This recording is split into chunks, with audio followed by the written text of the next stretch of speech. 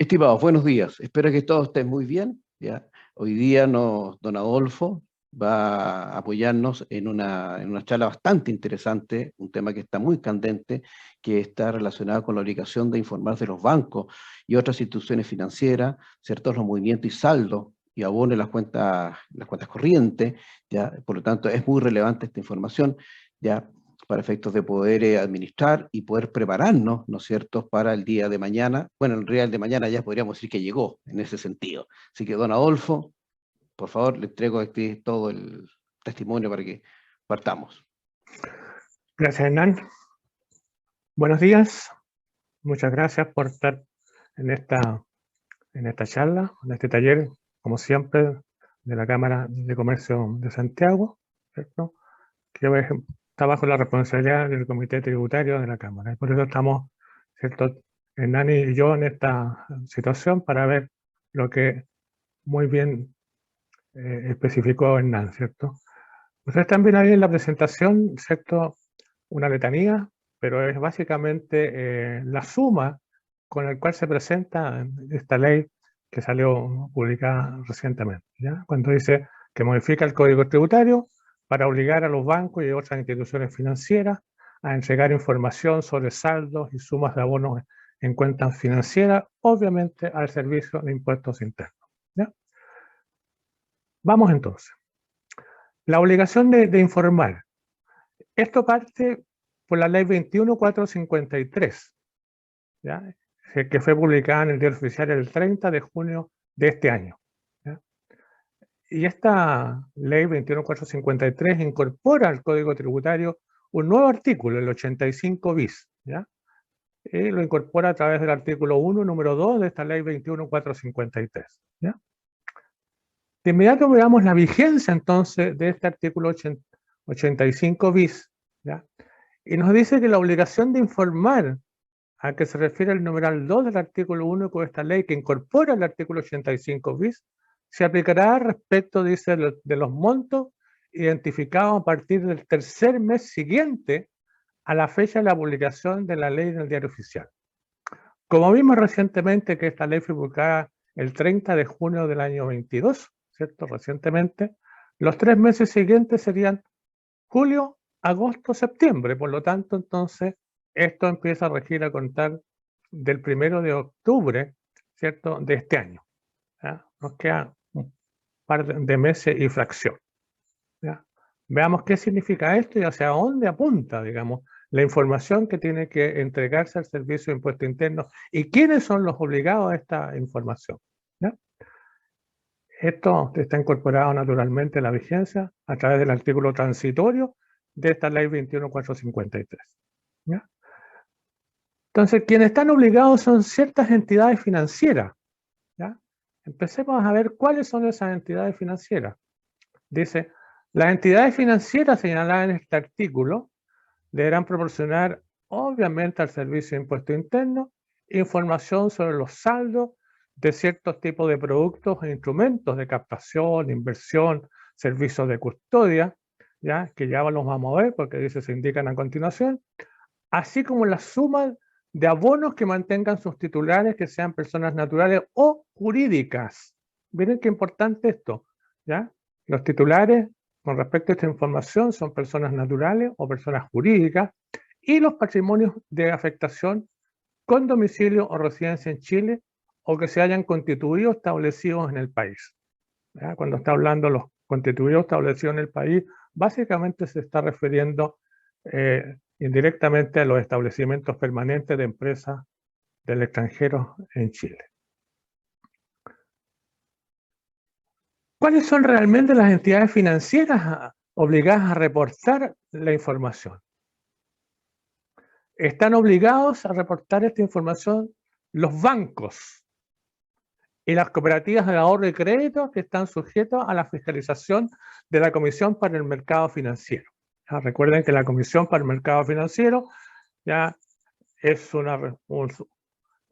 las antiguas superintendencias de bancos y de sociedades anónimas, etcétera, ¿ya? Que ahora es la Comisión para el Mercado Financiero. ¿Ya? Entonces son los bancos y las cooperativas de ahorro que están sujetas, ¿cierto?, a la fiscalización y supervisión de esta comisión, y agrega las cooperativas de ahorro y crédito que están fiscalizadas por el Ministerio de Economía, Fomento y Turismo. ¿Ya? Y también deben reportar, miren qué importante también esto, las compañías de seguro y las entidades privadas de depósito y custodia de valores. Ya vamos a ir seccionando cada una de esas instituciones. ¿Ya? Entonces, tenemos claro quiénes son los que van a reportar. ¿Ya? Señalado expresamente, ¿cierto?, en esta ley 21453. ¿Cuáles son los productos e instrumentos a reportar? Cuentas corrientes bancarias. Aquí hay una apertura hacia un cierto lado, ¿no es cierto? Porque estamos hablando de los saldos de las cuentas corrientes bancarias y estamos hablando de los abonos con respecto a estas cuentas corrientes bancarias. Pero no solamente en función de los bancos se está refiriendo a las cuentas corrientes bancarias, también me está agregando los depósitos a plazo, los depósitos a la vista o los vales vista, las cuentas a la vista, las cuentas de ahorro a plazo, las cuentas de ahorro a la vista, las cuentas de ahorro a plazo para la vivienda, las cuentas de ahorro a plazo con giros diferidos y las cuentas de ahorro a plazo para la educación superior que están reguladas por el artículo 35, número 1 de la Ley Orgánica del Banco Central de Chile. ¿Ya? ¿Qué es ese artículo 31 del Banco Central de Chile? Que es una ley orgánica constitucional. Dice que el Banco Central, ¿cierto?, dentro de sus atribuciones, tiene la de dictar las normas y las condiciones a que se sujetan las empresas bancarias, las sociedades financieras, cooperativas de ahorro y crédito, en la captación de fondos del público, ¿ya? Ya sea como depósito, mutuo, participación, cesión o transferencia de efectos de comercio o en cualquier otra forma, ¿ya? Esto es lo que regula básicamente el Banco Central en este artículo 35, número 1, y es lo que da Paulo, ¿cierto?, a todo el mercado financiero. Sigamos con los productos e instrumentos a reportar. Además dice, se entienden incluidas las cuentas de custodia reguladas en la ley 18876, que establece el marco legal para la constitución y operación de entidades privadas de depósito y custodia de valores. Recordemos que no solamente eran los bancos los que estaban obligados, ¿cierto?, a esta información, sino que también incluye, ¿cierto?, a estas entidades privadas de depósito y custodia de valores que están reguladas naturalmente en esta ley 18.876. Es una ley bastante antigua, ¿cierto?, que en definitiva regula a estas entidades privadas, pero que están en concomitancia naturalmente, ¿cierto?, con todas estas entidades de carácter financiero. ¿Qué me dice esta ley 18.876? Que fíjense, fue publicada ya el 21 de diciembre del año 89. ¿Ya? Estas entidades de depósito necesariamente son sociedades anónimas especiales, o sea, se constituyen bajo la ley 18.045, ¿cierto? 46, perdón, para las sociedades anónimas, ¿ya? Entonces son especiales y tienen una regulación obviamente especial, ¿ya? Estas sociedades anónimas especiales tienen que tener giro exclusivo, ¿ya? Y el giro exclusivo naturalmente es recibir en depósito los valores de oferta pública de las entidades, y vamos a ver qué entidades son las que pueden, ¿cierto?, estar con esta disposición, la ley 18.876, y facilitan las operaciones de transferencia de dichos valores, ¿ya? Recordemos que estos valores están en custodia, ¿cierto?, en estas sociedades anónimas especiales, ¿ya? ¿Cuáles son los valores de depósito? Naturalmente son los valores de oferta pública inscritos en el registro de valores, ¿ya? Los emitidos por los bancos o por el Banco Central de Chile. Los emitidos garantizados por el Estado. Y en general cualquier otro valor que autorice la Comisión de Mercado Financiero mediante normas de carácter general, ¿ya? Entonces ahí habría que ver esas normas de carácter general, que no las quise traer a colación porque hubiéramos incrementado mucho más esta situación. Pero básicamente, ¿cierto?, aquí son empresas que están en esta función de custodiar los valores correspondientes pero estas empresas van a tener que entregar la información, ¿cierto?, de a quiénes pertenecen naturalmente esos valores, que vamos a ver cómo. ¿Ya?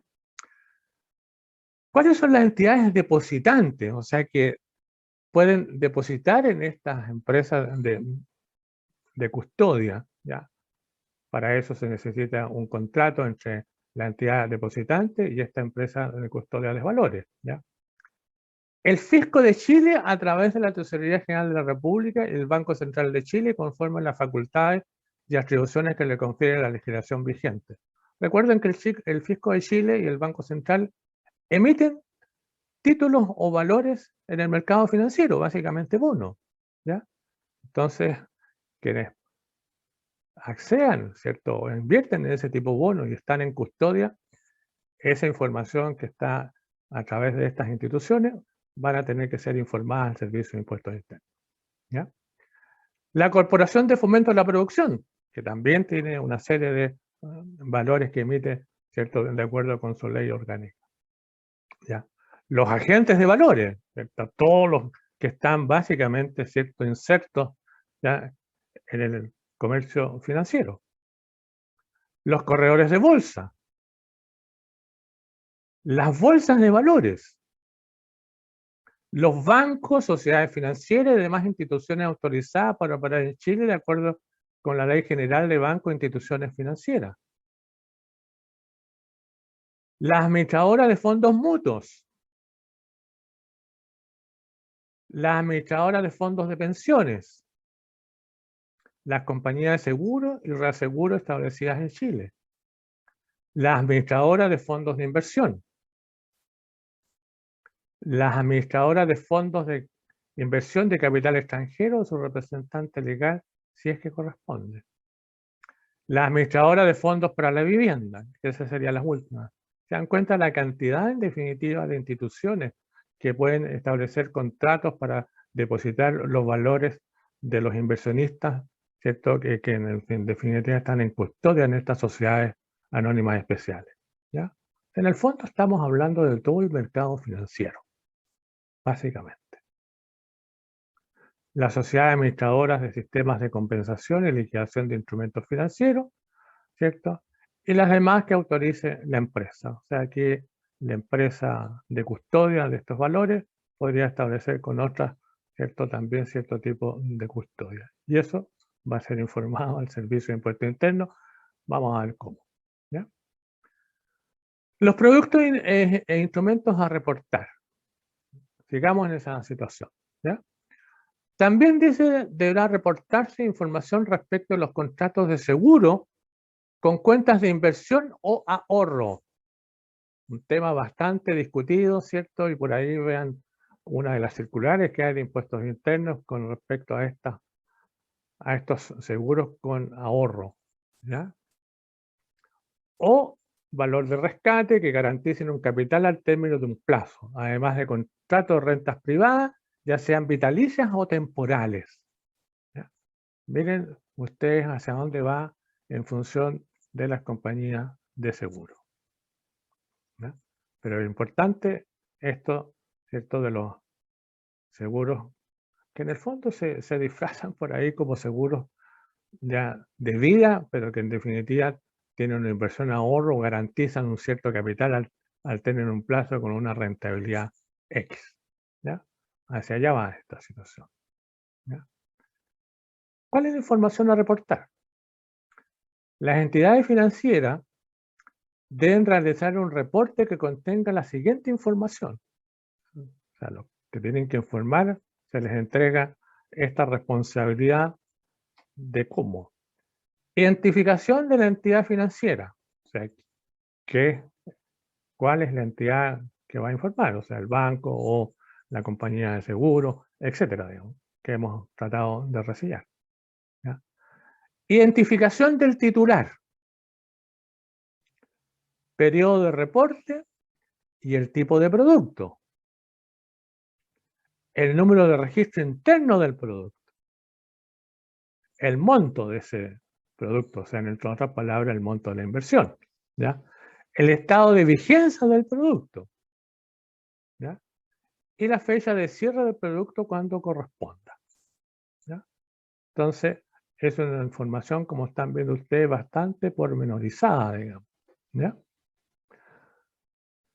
La entidad financiera, dice, deberán informar el saldo o valor, así como la suma de los abonos efectuados a los productos o instrumentos a reportar pertenecientes a los titulares de las mismas. O sea, desde ese punto de vista, si estamos pensando, por ejemplo, en la cuenta corriente bancaria, ¿ya? Lo que se debe informar es el saldo o valor de esa cuenta bancaria, ¿cierto? Como también la suma de los abonos que se han efectuado, ¿cierto?, a los productos e instrumentos a reportar, en este caso a la cuenta corriente, ¿ya? O sea, en otras palabras, estamos hablando de los depósitos, ¿ya? De ninguna manera la ley está permitiendo, ¿cierto?, que se informe, ¿cierto?, los pagos o los giros que se han efectuado de esa cuenta corriente, ¿ya? Va enfocado a un punto especial, como es el saldo o los abonos correspondientes, ¿ya? Y por ahí vamos a ver que la ley define o conceptualiza qué es el saldo y qué son los abonos, ¿ya? Sigamos con la información a reportar. Únicamente cuando el saldo o la suma de abonos que se han efectuado de dichos productos o instrumentos individualmente considerados o en su conjunto, aquí ya viene una problemática, digamos, porque individualmente considerado en su conjunto, ¿de qué estamos hablando en su conjunto? ¿Ya? Si volvamos otra vez a la cuenta corriente. Si yo tengo cuenta corriente en distintos bancos, ¿cómo se va a hacer el conjunto, digamos? ¿O es solamente el conjunto en función del banco propiamente tal? Aquí la ley no especifica absolutamente nada cuando me está hablando o en su conjunto, ¿ya? Obviamente, como la información la tiene que proporcionar la institución bancaria, por ejemplo, ¿ya? Dudo o dificulto que vaya a poder tener acceso a los otros bancos con respecto a esta situación. Así que, mirado desde ese punto de vista, tendría que ser en el conjunto de la institución que está reportando. En este caso, que estamos tratando de ejemplificar algo, sería básicamente, ¿cierto?, el banco correspondiente, ¿ya? Y miren esto, ¿ya? O sea, estamos hablando del saldo, la suma de los abonos, cuando registren un movimiento diario, semanal o mensual, ¿ya? Yo diría lo que se produzca primero, de alguna u otra manera. Dice, igual o superior a 1.500 unidades de fomento. O sea, estamos hablando que aquí hay un límite. De ahí hacia arriba es la información. O sea, menores a 1.500, ¿cierto?, unidades de fomento, no hay obligación de informar, ¿ya? Después me dice, sin atender para estos efectos al número de titulares a que pertenezcan, ¿ya? A que pertenezca obviamente la inversión. Por ejemplo, en la cuenta corriente, ¿cierto? Hay cuentas corrientes que son bipersonales, etcétera, ¿ya? Entonces, hay más de un titular, digamos. O en los tipos de inversiones, ¿cierto?, que hemos señalado, también pueden haber más de un titular. Entonces, hay que informar obviamente en función de esos titulares, ¿ya? Pero son 1.500 unidades de fomento. Las 1.500 unidades de fomento, si lo miramos hoy día, a la fecha de hoy, 21 de julio del año 22, da la suma de 49.981.230. Como esto va a partir básicamente, ¿cierto?, el 1 de octubre de este año, ya, y con la UEF para dónde va, ¿cierto?, estamos sobre los 50 millones de pesos hacia arriba, digamos. Así que de ahí hacia arriba deberíamos, o estas instituciones van a tener que informar, ¿ya? Entonces estamos en un límite de 1.500 unidades de fomento. Aquí está hablando básicamente de los valores en cual uno tiene las inversiones, que pueden ser no solamente en pesos, sino que también en otro tipo de valores, digamos, ¿ya?, como son dólares o alguna otra moneda distinta, ¿cierto?, al peso chileno, ¿ya? O que se está pactando una inversión con algún índice de reajustabilidad, como puede ser la UEF o alguna otra medida. Entonces, desde ese punto de vista, cuando está hablando del límite de la ley de los 1.500 UEF, me está diciendo que para establecer este límite de las 1.500 unidades de fomento, cuando el producto o el instrumento que tengan que informar, ¿cierto?, esté expresado en dólares de los Estados Unidos de América o en cualquier otra moneda distinta al peso chileno, o que tenga pactada un índice de reajustabilidad, ¿cierto? Dice que se debe obviamente realizar la conversión a peso chileno, ya en el caso de la moneda extranjera, al tipo de cambio observado por el Banco Central de Chile, publicado el último día del mes calendario del periodo que se informa, ¿ya? O del índice de reajustabilidad en su caso.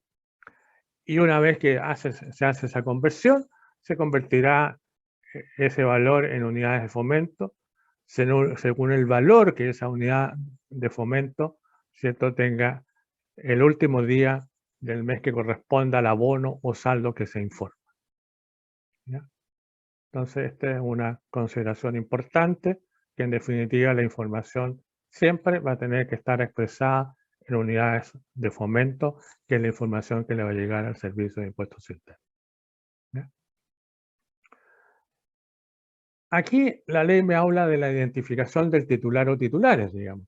Dice, se entregará información sobre los titulares de los productos o instrumentos a reportar, incluyendo su rol único tributario, ¿ya? Quizá eso es lo más importante, digamos, porque hoy día, ¿cierto?, el rol único tributario es lo que se maneja prácticamente en todo tipo de acciones y en especial en todo este tipo de inversiones de carácter financiero, ¿ya? Además de con respecto a esta identificación, se entregará información sobre los controladores y sus titulares y beneficiarios finales, que sean contribuyentes personas naturales o jurídicas. Patrimonios de afectación. Los patrimonios de afectación básicamente son los fondos mutuos, ¿ya?, o los fondos de inversión, ¿ya?, u otras entidades que tengan domicilio o residencia en Chile o que se hayan constituido o establecidas en el país, ¿ya? Volvamos a esto, me dice la información que se entregará será sobre los controladores y sus titulares y beneficiarios finales, que sean contribuyentes personas naturales o jurídicas, ¿ya? O sea, como decíamos, esto va prácticamente a todos los contribuyentes que en definitiva tienen que pagar impuestos en este país, ¿ya? Importante esta identificación y hacia dónde va o hacia dónde apunta, digamos, ¿ya? O sea, es una información bastante importante para el Servicio de Impuestos Internos y el control que se va a establecer todo esto. Yo lo veo bastante complejo, digamos, ¿ya? Tratándose, dice, de productos o instrumentos suscritos por dos o más personas o entidades, dice, se considera como titulares a todas aquellas registradas o identificadas como tales por la entidad financiera, ¿ya? Que esto es muy importante, entonces, cuando la entidad financiera está recibiendo la inversión correspondiente, ¿cierto?, en el instrumento que se está captando, ¿cierto?, a quienes va a identificar como que son los titulares de esa inversión, ¿ya? Es un punto súper relevante e importante, ¿ya? Y me dice que en este último caso, se repetirá la información reportada tantas veces como titulares tengan el producto o instrumento a reportar. Miren esto que es importante, dice. En este último caso, se repetirá la información reportada tantas veces como titulares tenga el producto o instrumentos a reportar, ¿ya? O sea, si hay más de un titular, hay dos o tres titulares, ¿cierto? De los tres titulares se va a informar, ¿cierto?, esta información, ¿ya? Periodo de entrega de la información.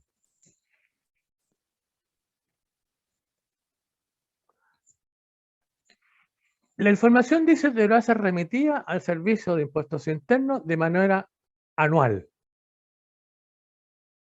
a más tardar dentro de los 15 primeros días del mes de marzo de cada año, ¿ya? O sea, se llama la información. O sea, en otras palabras, esto va a ser una declaración jurada más, ¿cierto?, de las que conocemos, ¿ya?, y que capta el Servicio de Impuestos Internos, y está como una obligación a través de esta ley 21453, ¿cierto?, publicada el 30 de junio del mes pasado, ¿ya? Entonces, y esta información básicamente es respecto de los saldos y sumas de abonos efectuados en los productos e instrumentos a reportar durante el año calendario anterior, ¿ya? el periodo. Dice, el informe deberá indicar el saldo final que registre cada producto e instrumento a reportar en cada día y en cada mes correspondiente al año calendario que se informa. Yo veo que esto es una locura, digamos. Dice, el informe deberá indicar el saldo final que registre cada producto e instrumento a reportar en cada día y en cada mes correspondiente al año calendario que se informa. Obviamente de 1.500 unidades de fomento hacia arriba. ¿Ya? Pero me dice en cada día y en cada mes. ¿No? O sea, la información, ¿cierto?, que va a tener que proporcionar, ¿cierto?, las instituciones financieras que hemos indicado, ¿cierto?, realmente la veo que puede ser monstruosa. ¿Ya? Pero ahí supongo que van a tener que funcionar los sistemas computacionales correspondientes y van a haber los programas necesarios para cumplir, obviamente, con esta obligación, perdón, por parte de estas entidades que están obligadas a informar. ¿Ya?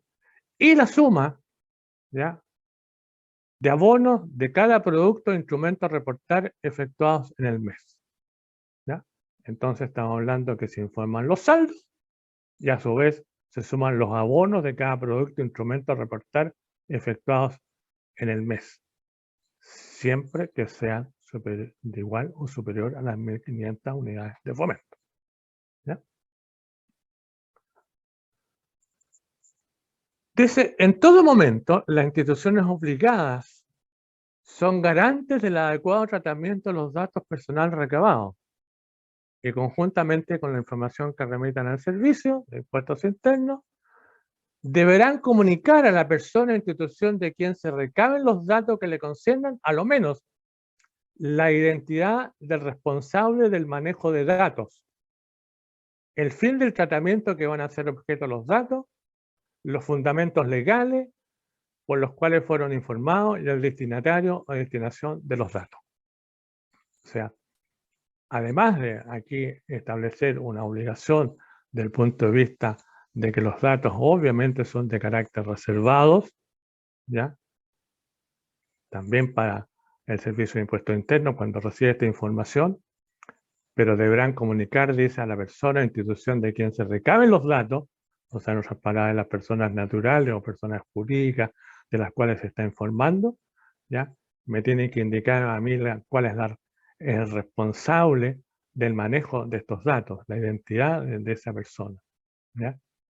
El fin del tratamiento de que van a ser objeto los datos, naturalmente ese fin que vaya al Servicio de Impuestos Internos no tiene otro fin que no sea, obviamente, desde el punto de vista de carácter tributario en función de los impuestos que puedan estar involucrados, ¿ya? Y me dice los fundamentos legales por los cuales fueron informados el destinatario o destinación de los datos, que naturalmente es el Servicio de Impuestos Internos. Los fundamentos legales son esta ley, por la 21.453. ¿Ya? La información dice recabada por el Servicio de Impuestos Internos, que no dé lugar a una gestión de auditoría, fiscalización o sanción posterior, deberá ser eliminada en el plazo máximo de 1 año desde que fue recibida. Y asimismo, dice, las instituciones financieras deberán eliminar los informes que elaboren al cumplirse 30 días desde que los hayan remitido al servicio. ¿Ya?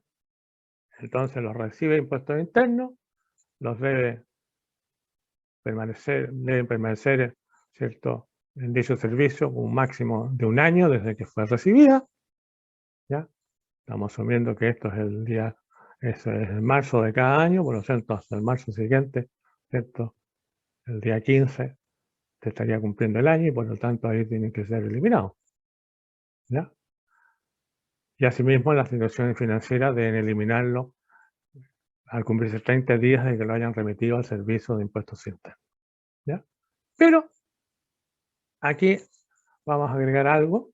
En el proyecto de reforma tributaria que ya está en el Congreso, en la Cámara de Diputados, ¿cierto?, para su tramitación en los primeros trámites constitucional, ya se cambia este plazo, cuando dice el plazo de 1 año, se está proponiendo que ese plazo sea de 3 años. Así que asumo que es muy probable que este plazo de 3 años va a prosperar. ¿Ya? Sigamos con el monto reportado.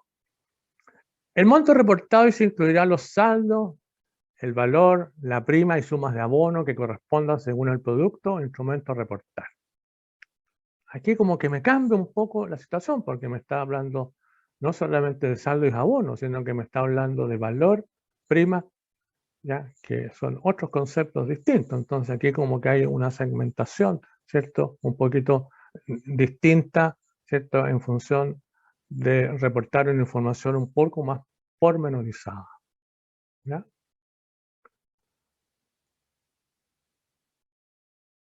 Dijimos que hay un concepto de definición de abono. Dice. Por abono, dice, se entenderá la totalidad de transferencias, pagos o cualquier otra cantidad en favor del titular, independientemente de quién lo haya efectuado. Tengan cuidado con las expresiones aquí. Cuando me dice por abono, se entenderá la totalidad de las transferencias. Aquí estamos hablando, por ejemplo, si volvemos otra vez a la cuenta corriente o cualquier instrumento de inversión, ¿cierto? Se entiende cuál es la inversión, qué es lo que está recibiendo como depósito en el caso concreto, ¿cierto? De la cuenta corriente. Y cuando está hablando de pago, no está hablando de los giros de la cuenta corriente, sino que está hablando de los pagos que yo estoy recibiendo, ¿cierto? A través, por ejemplo, a lo mejor de una transferencia, ¿cierto? Que me están pagando alguna deuda, me están pagando alguna obligación, que en definitiva me está ingresando como un depósito, ¿ya? Por eso dice o cualquier otra cantidad en favor, naturalmente, del titular, ¿ya? Independientemente de quién lo haya efectuado. Definición del saldo. Dice, por saldo se entenderá el valor o situación final de los productos e instrumentos a reportar al cierre de cada día, una vez efectuados los cargos y abonos. ¿Ya? Por eso decía yo que esto es una cosa media monstruosa, porque, ¿cierto? Tengo que informar los saldos, la institución financiera tendrá que informar los saldos, ¿cierto? Al cierre de cada día. Por eso ahí está hablando de la definición naturalmente de saldo. ¿Ya? Ahora, aquí hay algo interesante, digamos, que de repente uno empieza a elucubrar o por conversaciones o interpretaciones, ¿cierto? Cuando me hablan de los abonos, volvamos un poquito atrás. Si yo estoy en función de los abonos, no cabe la menor duda que son los abonos que están ocurriendo a contar del 1 de octubre hacia adelante, digamos. ¿Ya? Y con respecto a los saldos, yo podría traer un saldo de arrastre, ¿cierto? Ya, supongamos hago el saldo al 30 de septiembre, ya, y automáticamente el 1 de octubre sigo manteniendo el mismo saldo. ¿Ya? Ese saldo tendrá que reportarse o son los saldos nuevos de ahí hacia adelante.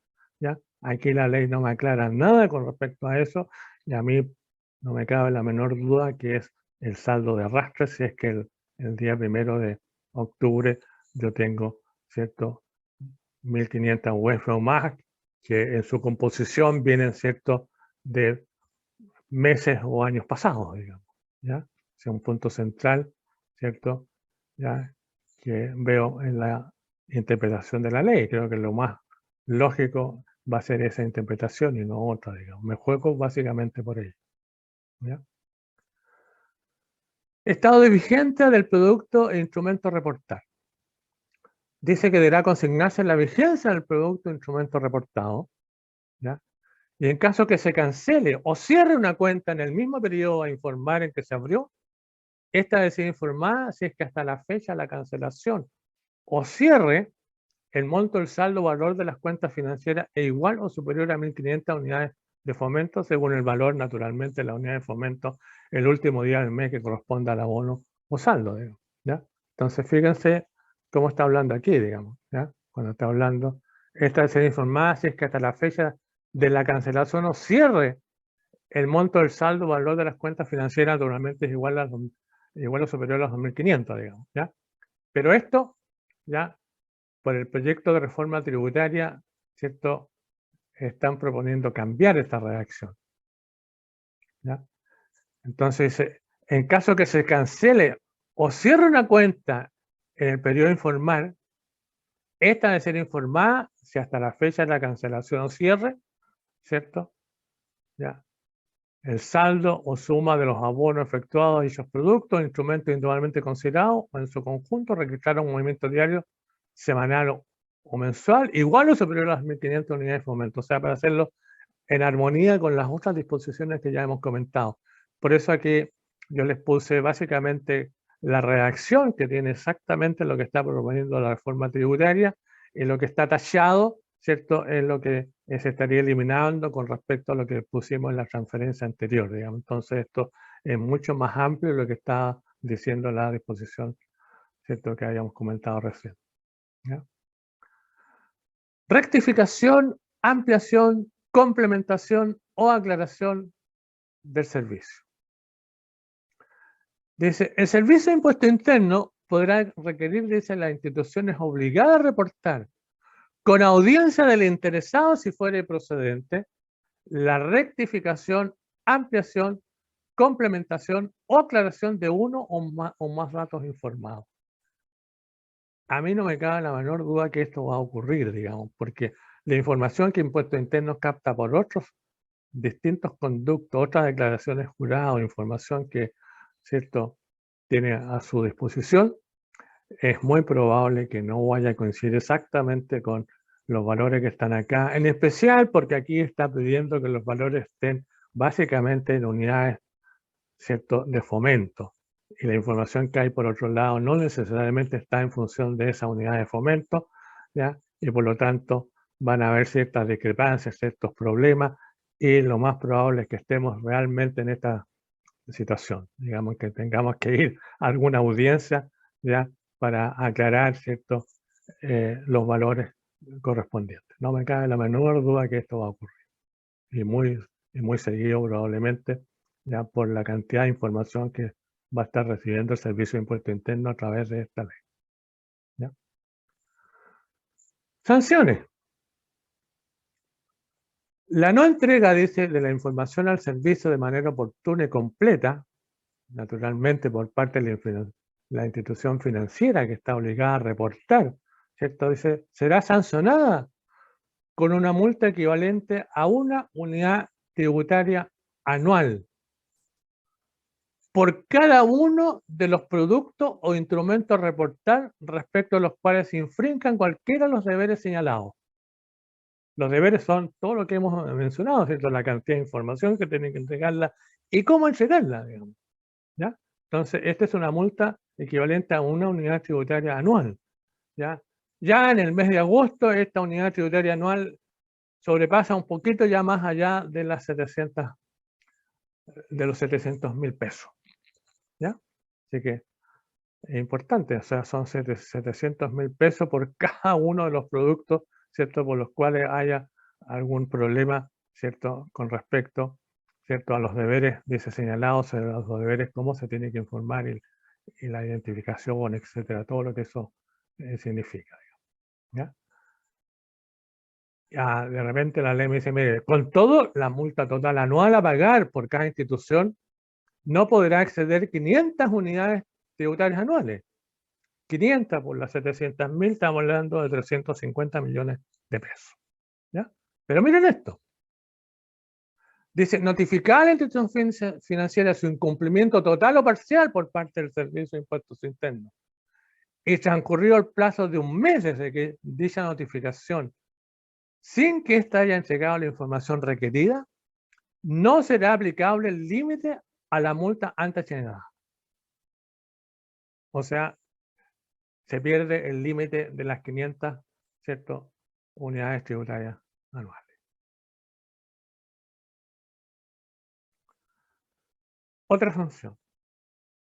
La entrega de información maliciosamente falsa por parte del titular del producto o instrumento a reportar o sus controladores a la institución financiera, aquí entonces estamos hablando básicamente, ¿cierto?, de las personas naturales o personas jurídicas, ¿cierto?, que han efectuado las inversiones o manejado cuentas corrientes, ¿cierto? Ya, hacia esas personas se está refiriendo a esta sanción cuando dice que la entrega de información maliciosamente falsa por parte del titular del producto o instrumento a reportar o sus controladores a la institución financiera será sancionada con la multa, ¿cierto?, establecida en el párrafo final del número 4 del artículo 97. ¿Ya? Dice con la multa. ¿Ya? Y aquí quiero decirle que el 97.4 en la parte final tiene pena de presidio menor en su grado medio máximo, que no se está refiriendo a eso, ¿ya? Sino que se está refiriendo a la multa, que es de hasta 40 unidades tributarias manuales. ¿Ya? Que no deja de ser, ¿ya?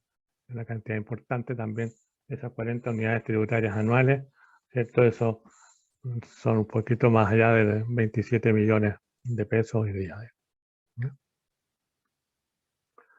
La reforma tributaria, por si acaso, ya por eso que lo traje a colación, en función del presidio menor en su grado medio máximo, está poniendo, ¿cierto?, que sea en su grado máximo. ¿Eh? Pero recuerden que esto solamente, en función de esta ley, se nos aplica solamente la multa, ya no la pena de presidio, ¿cierto?, que está en esta parte. ¿Ya? La traje a colación simplemente porque la reforma tributaria está cambiando o está proponiendo algo distinto para la pena máxima. ¿Ya? Vuelvo a la vigencia, como último, ¿ya? Cuando me dice que la obligación de informar se aplicará respecto a los montos identificados a partir del tercer mes siguiente a la fecha de publicación de la ley del diario oficial. Como ya dijimos en el comienzo, esta ley se publicó el 30 de junio, ¿cierto?, de este año, 2022, ¿ya? Y por lo tanto, ¿cierto?, tendríamos los 3 meses siguientes, serían julio, agosto, septiembre, entonces empieza a regir a contar del 1 de octubre. O sea, esta ley va a tener una información, ¿cierto?, de octubre, noviembre y diciembre, o sea, el último trimestre de este año, que va a ser informado por todas estas instituciones financieras a contar, ¿cierto?, del mes de marzo, 15 de marzo más tardar. ¿Ya? Eso es lo que traíamos a colación, naturalmente, para esta situación, ¿cierto?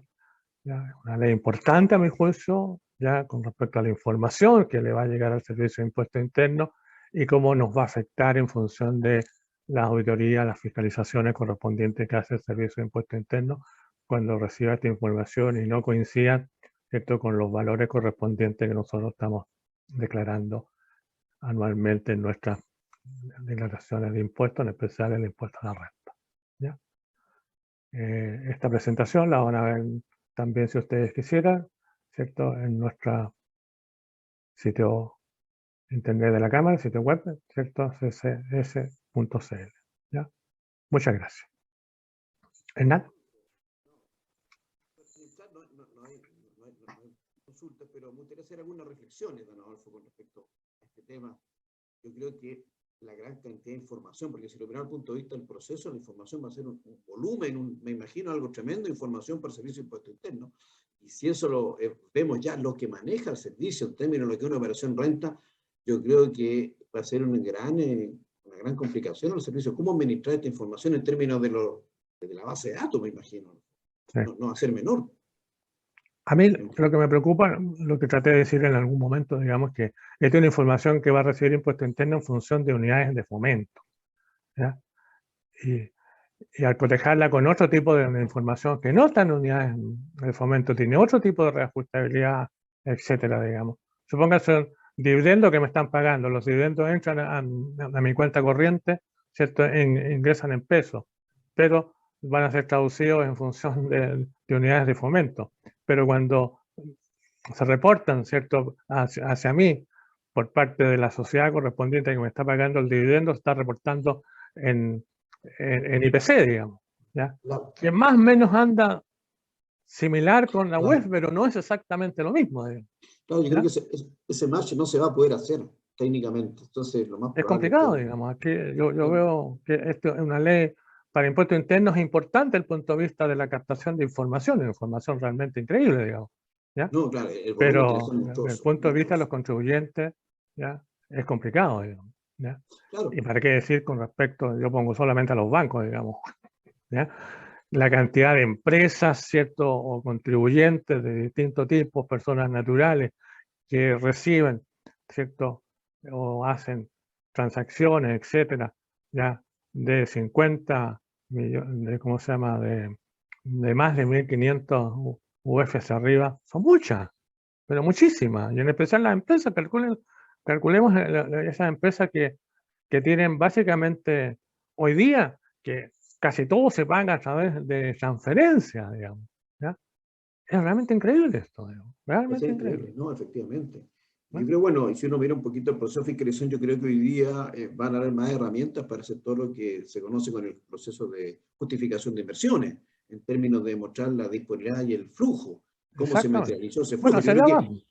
Yo creo que si tuviéramos que definir para dónde va, yo creo que va para allá. Realmente la Exacto, justificación de inversiones hoy exactamente. día, los contribuyentes van a ser fiscalizados con mayor frecuencia desde ese punto de Sí. vista. Entonces, yo creo que Ahora, va tremendo.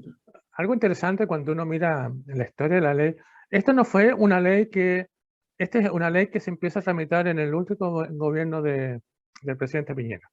Pero esto no es una ley que propuso el gobierno. Esto no es una ley que propuso el gobierno Piñera. Esto es una ley que propusieron que ciertos senadores, ¿cierto? Propusieron y salió adelante, digamos. ¿Ya? ¿Ya? No, esto no viene del gobierno, digamos. Esto viene de unos senadores en especial, unos que ya no, algunos ya no están, ¿cómo se llama?, en el hemiciclo porque no pudieron ser reelegidos producto, ¿cierto?, de los cambios que hubieron para los diputados y senadores que podían reelegirse. ¿Ya? Claro, y si uno también suma, por eso siempre toda esta reflexión le digo, imagínense como se planteó anteriormente, una empresa o un contribuyente puede tener varias cuentas corrientes en diferentes bancos, y eso es lo que ocurre en la práctica y Exactamente, en la realidad.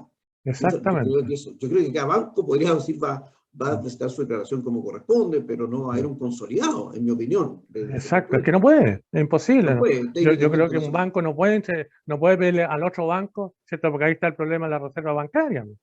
¿Ya? O Claro. sea, hay problemas, digamos, en esta función. Digamos. Incluso, yo por ahí estoy tratando de ver si esta es una ley que vulnera de alguna manera esa reserva bancaria, porque la reserva bancaria, a mi juicio, es parte de la, ¿cómo se llama? De leyes que tienen quórum específico, a mi juicio. ¿Ya? Claro, Ahí hay que ver otros aspectos importantes, digamos, que no están en el tapete de hoy día, digamos. claro, y por último, con esto concluye la otra reflexión que uno está haciendo, las preguntas que más o menos el mercado. Hoy día muchos dicen, oye, ¿por qué no a lo mejor una cuenta corriente en Miami? Estoy poniendo como ejemplo por tercer lugar. Y, No, entonces, algunos me dicen, oye, abramos cuenta corriente en otros bancos, no, claro, para no pasarnos nunca. claro, entonces, todas esas cosas podríamos ir pensando, están flotando todas esas Claro, preguntas en el mercado. Yo creo que en algún exactamente, momento se va a tener que tomar decisiones, claro, efectivamente. exactamente.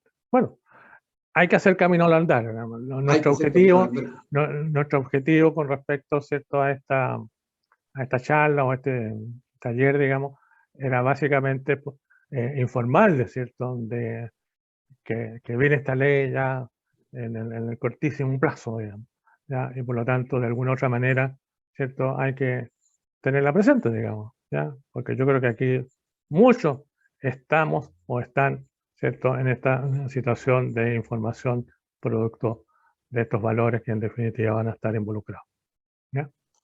Hay una pequeña encuesta, como siempre, les agradeceríamos a los participantes si fueran tan amables de poderlas, ¿cómo se llama?, contestar, digamos. Para nosotros siempre es muy valioso, digamos.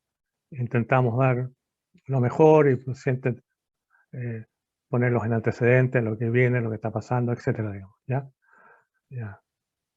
Mencionamos de alguna otra manera ciertos aspectos chiquititos, digamos, de la reforma, digamos, como el caso que yo le decía, que la ley con respecto a esto, en función de la información, el impuesto interno solamente la podía tener un año, pero la reforma está promoviendo que sean 3, digamos. ¿Eh? Que eso va en concordancia, es como lógico, digamos, va en concordancia con los periodos o el periodo de prescripción normal o general, digamos. ¿Ya?